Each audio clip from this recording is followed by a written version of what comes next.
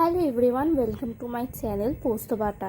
তো আজকে আমি নিয়ে চলে এসেছি সর্দি কাশি ঠান্ডা জ্বর এগুলোর জন্য বেস্ট পারফেক্ট একটা চায়ের রেসিপি।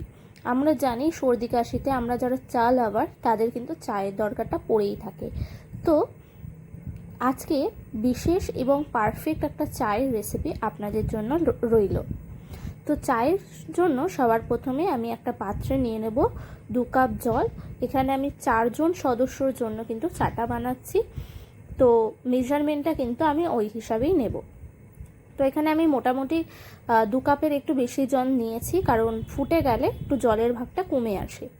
তারপরেই দিয়ে দিলাম স্বাদ অনুসারে চিনি। এখানে আমি 2 চামচ চিনি দিয়েছি, আপনারা আপনাদের স্বাদ অনুসারে কিন্তু চিনিটা দিয়ে দেবেন।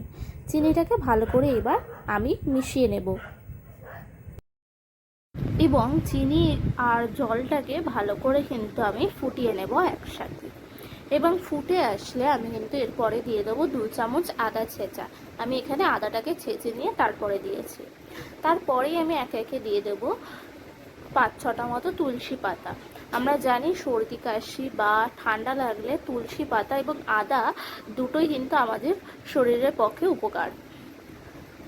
এরপর আমি এটাকে ঢেকে 2-3 মিনিট মতো ফুটিয়ে নেব, যাতে তুলসী এবং আদাটা ভালো করে জলের সাথে ফুটে যায়। এরপরেই আমি দিয়ে দেব 2 চামচ চা পাতা। আপনারা আপনাদের কোয়ান্টিটি অনুযায়ী কিন্তু চা পাতাটা ব্যবহার করবে। এখানে আমি 4 জন সদস্যের মতো চা বানাচ্ছি, তাই জন্য কিন্তু আমি এখানে 2 চামচ বা 2.5 চামচ মতো কিন্তু চা পাতা ব্যবহার করেছি। দিয়ে আমি ভালো করে এবার আরও ফুটিয়ে নেব। প্রায় 2 থেকে 3 মিনিট মতো চা পাতাটা দিয়ে কিন্তু আমি ফুটিয়ে নেব।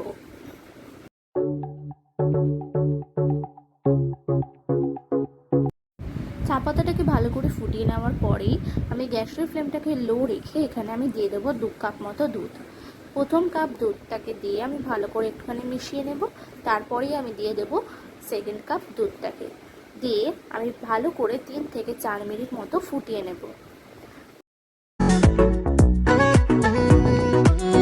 তো 3 থেকে 4 মিনিট মতো ফুটিয়ে নিয়েই তৈরি হয়ে গেছে আমাদের পারফেক্ট একটা আদা তুলসীর চা, যেটা আমাদের সর্দি কাশির সময় অনেক অনেক বেশি উপকারিতা প্রদান করে।